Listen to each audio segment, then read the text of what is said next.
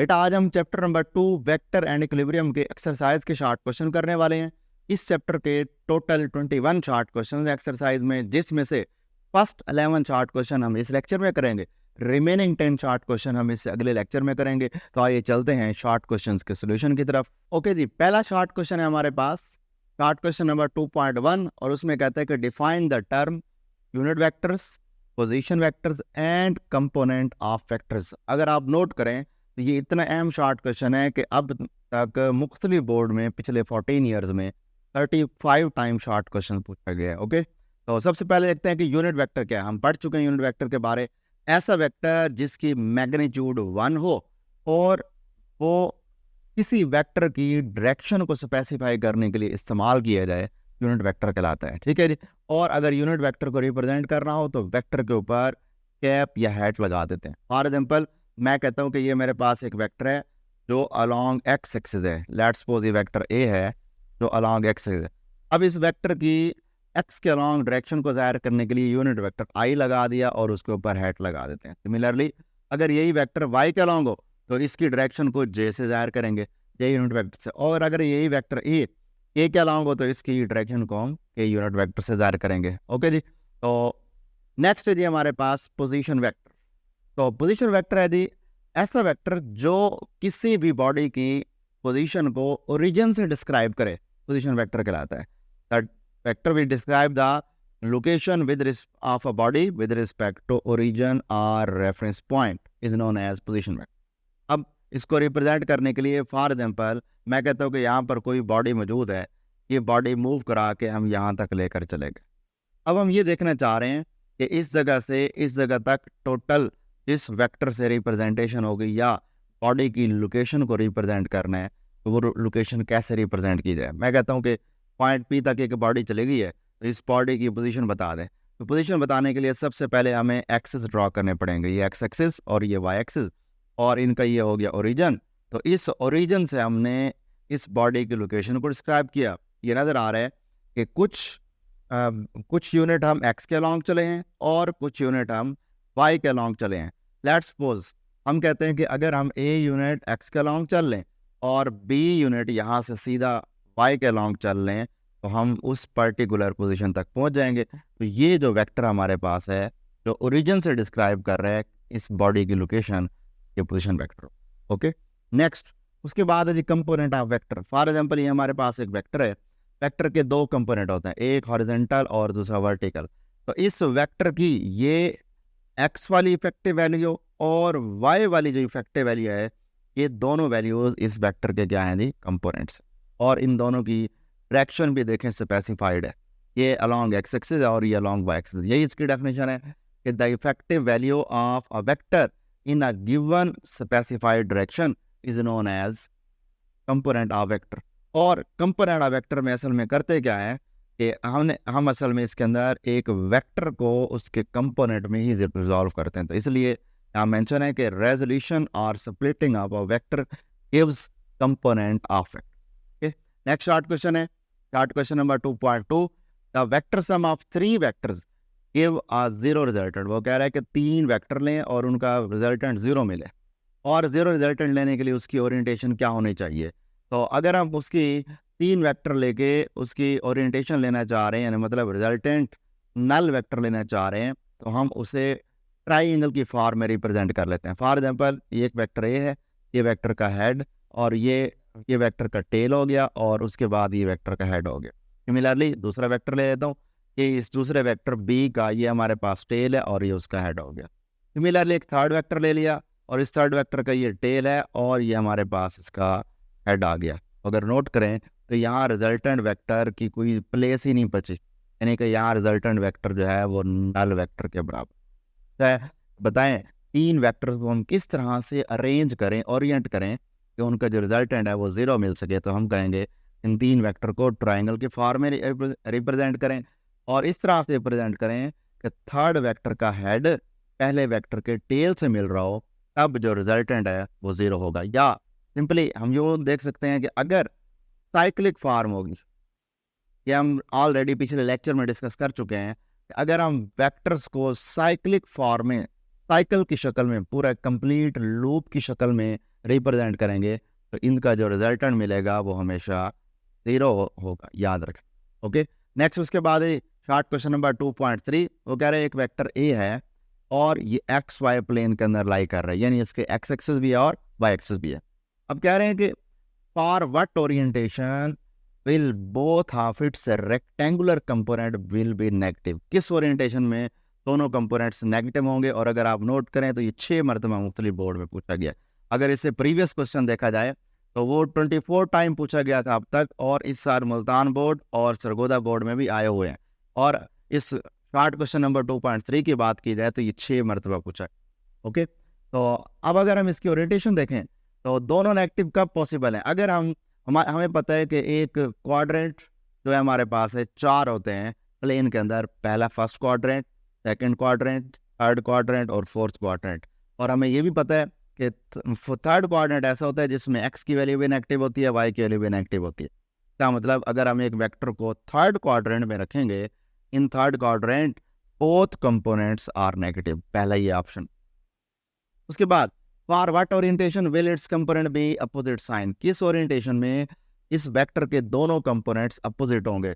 तो वो 2 ही पॉसिबिलिटी हैं, अपोजिट सेकंड क्वाड्रेंट में भी हैं और फोर्थ क्वाड्रेंट में। इसका मतलब सेकंड और फोर्थ क्वाड्रेंट के अंदर वेक्टर ए का एक्स कंपोनेंट नेगेटिव और वाई कंपोनेंट पॉजिटिव होगा सेकंड क्वाड्रेंट में, और फोर्थ क्वाड्रेंट में वेक्टर ए का एक्स कंपोनेंट पॉजिटिव मिलेगा और वाई कंपोनेंट नेगेटिव। ओके जी, नेक्स्ट उसके बाद है कि if one of the rectangular component of a vector is not zero can its magnitude be zero, explain. वो कह रहा है कि अगर कोई एक रेक्टेंगुलर कंपोनेंट जीरो ना हो, दूसरे बेशक जीरो हो जाए, वो कह रहा है उनमें से कोई एक नॉन जीरो हो, तो क्या उस वेक्टर की मैग्नीट्यूड जीरो हो सकती है? अभी भी पॉसिबल नहीं है। और अगर देखें तो ये क्वेश्चन 15 मरतबा पिछले 14 सालों में मुख्तलिफ बोर्ड में आया हुआ है, सरगोदा बोर्ड, टीजी खां बोर्ड और मुल्तान बोर्ड में भी ये इस साल ये आया हुआ था। ओके, तो हम इसमें कह सकते हैं कि know if one of the rectangular component of a vector is not zero its magnitude never be zero. कैसे? अब सबसे पहले हम वेक्टर की मैग्नीट्यूड का फार्मूला लिखते हैं। यह है वेक्टर की मैग्नीट्यूड फार्मूला। इसकी 2 पॉसिबिलिटीज होती हैं। पहली पॉसिबिलिटी है कि अगर हम वेक्टर का एक्स कंपोनेंट जीरो कर लें तब क्या होगा। फॉर एग्जांपल मैं ए एक्स जीरो कर लेता हूँ तो ए एक्स का स्क्वायर जीरो होगा, तो यहाँ से जो वेक्टर ए मिलेगा वो A Y square under root square और अंडर रूट कैंसिल, तो A is equal to A Y के बराबर में। सिमिलरली अगर मैं for example A Y zero कर लेता हूँ और ए एक्स नॉन जीरो रखता हूँ तो A is equal to A X square under root मिलेगा, बाकी आगे जो है वो जीरो हो जाएगा। यहाँ से मिलेगा A is equal to A of X. तो यहाँ से क्लियर हो गया कि अगर फॉर एग्जांपल हम ए एक्स जीरो रखते हैं, ए वाई नॉन जीरो रखते हैं, तो वेक्टर की मैग्नीट्यूड अभी भी जीरो नहीं है। और अगर हम ए वाई जीरो रखते हैं, ए एक्स नॉन जीरो रखते हैं, तब भी वेक्टर की मैग्नीट्यूड जीरो नहीं है, नॉन जीरो आ रही।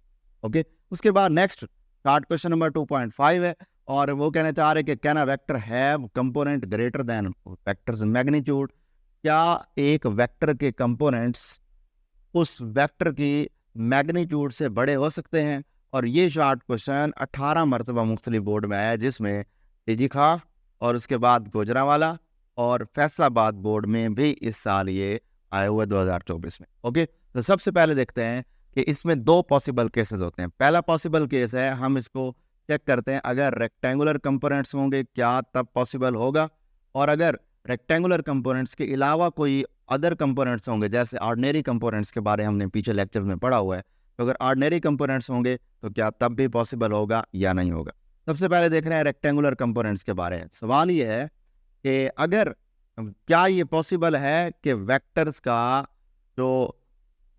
के जो कंपोनेंट हैं वो उसके मैग्नीट्यूड से ग्रेटर। तो इसमें मैं वही पहला केस ले रहा हूँ। मैं कहता हूँ कि फॉर एग्जांपल अगर इसमें ए एक्स की वैल्यू ए वाई की वैल्यू लेट्स सपोज मैं जीरो कर देता हूँ। अब जैसे मैं यहाँ जीरो वैल्यू पुट करूँगा, सारा zero plus A X square under root cancel हो जाएगा। तो यहाँ से जो ए एक्स है वो किसके बराबर मिल गया, वेक्टर ए के बराबर मिल गया। पता लगा कि अगर हम ए वाई जीरो कर भी दें तो मैक्सिमम जो वेक्टर ए के कंपोनेंट की वैल्यू है वो वेक्टर ए की मैग्नीट्यूड के बराबर आ रही है। ओके, और मिनिमम उससे छोटी भी हो सकती है लेकिन मैक्सिमम इसके बराबर आ सकती है। सिमिलरली अगर मैं ए एक्स जीरो कर दूं तो ए एक्स 0 करूँगा प्लस ये ए वाई स्क्वायर अंडर रूट होगा, स्क्वायर अंडर रूट से कैंसिल, तो ये हमारे पास जो ए वाई है ये ए के बराबर आ जाएगा। तो ये है इसकी मैक्सिमम सिचुएशन। और अब जो ए वाई है इससे छोटा मिल सकता है वेक्टर से, वेक्टर की मैग्नीट्यूड से बड़ा कभी नहीं मिल सकता।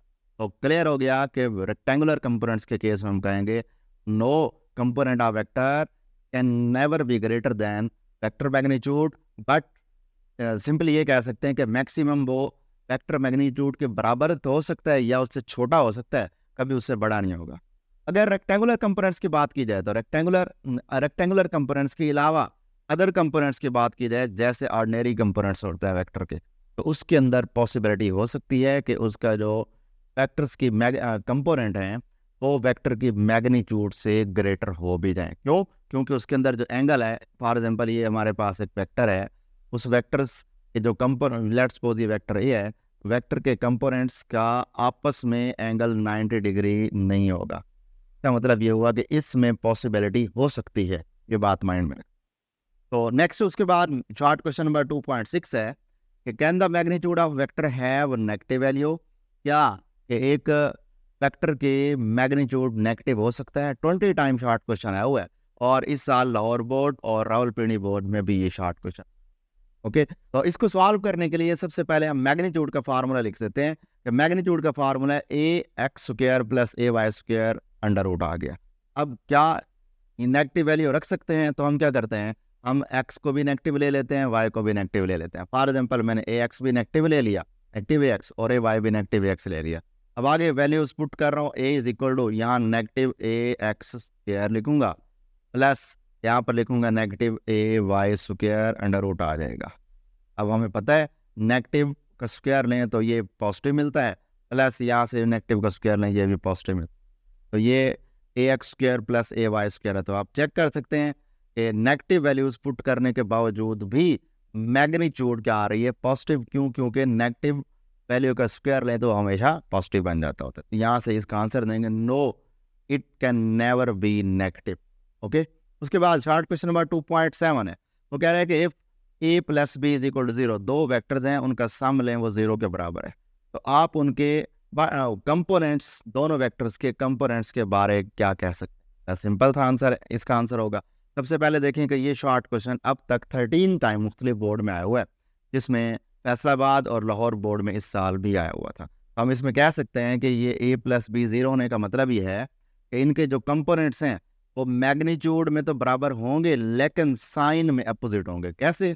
तो सॉल्व करते हैं। हमें पता है A plus B is equal to 0 है, अगर मैं बी को उस तरफ शिफ्ट कर दूं तो A is equal to minus B हो। ओके, अब मैं इस वेक्टर को रेक्टेंगुलर कंपोनेंट्स की फॉर्म में लिखता हूँ। रेक्टेंगुलर कंपोनेंट के फॉर्म में A is equal to A X I plus A Y J plus A Z के हो जाएगा, माइनस का साइन लगाएंगे, और B is equal to B X I plus B Y J plus B Z के हो। ये है रेक्टेंगुलर कंपोनेंट।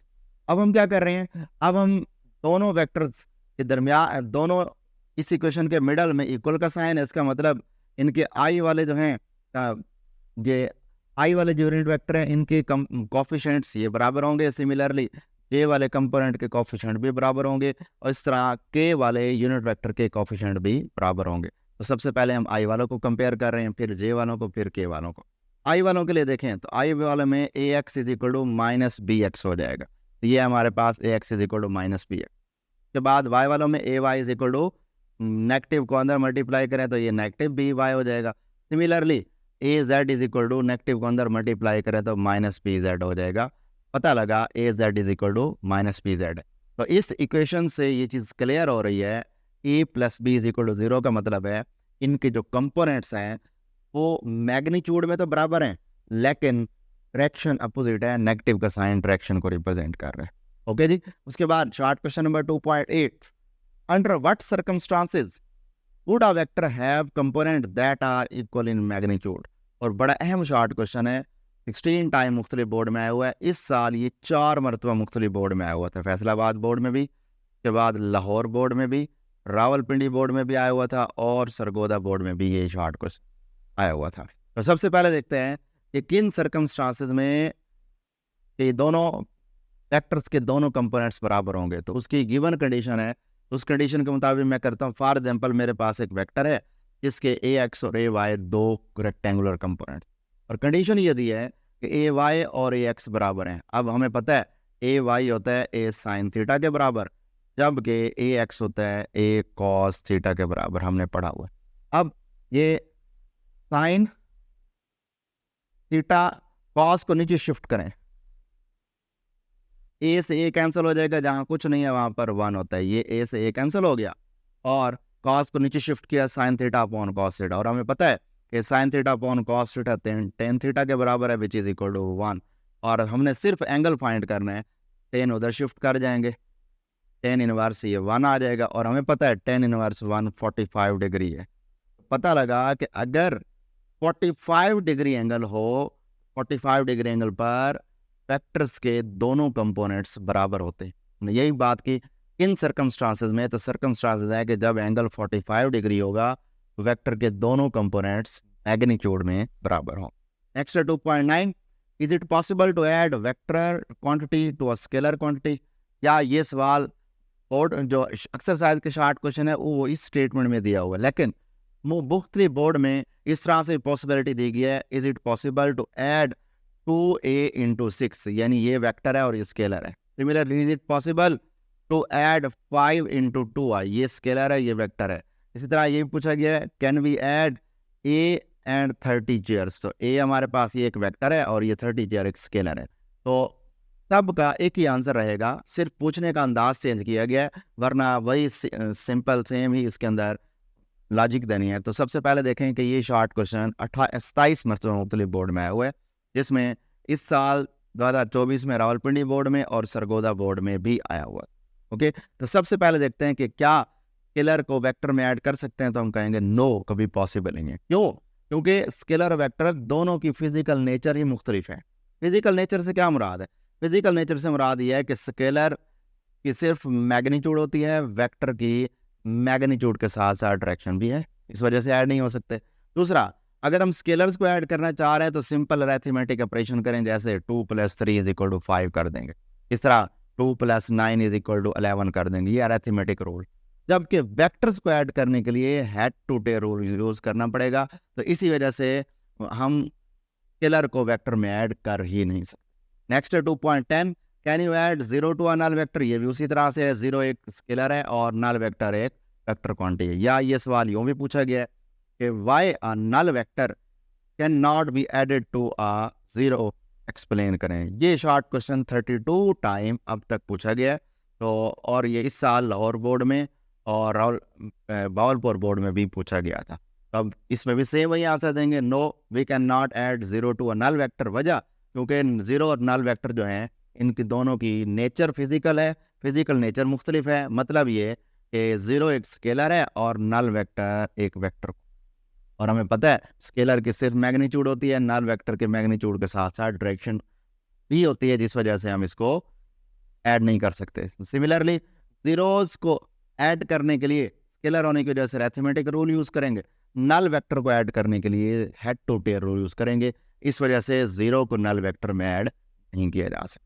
2.11 है जी, लास्ट शॉर्ट क्वेश्चन है जी, 2 वेक्टर हैव अनइक्वल मैग्नीट्यूड्स, तो वेक्टर है जिनकी magnitude unequal, can their sum be 0? क्या इनका सम 0 हो सकता है?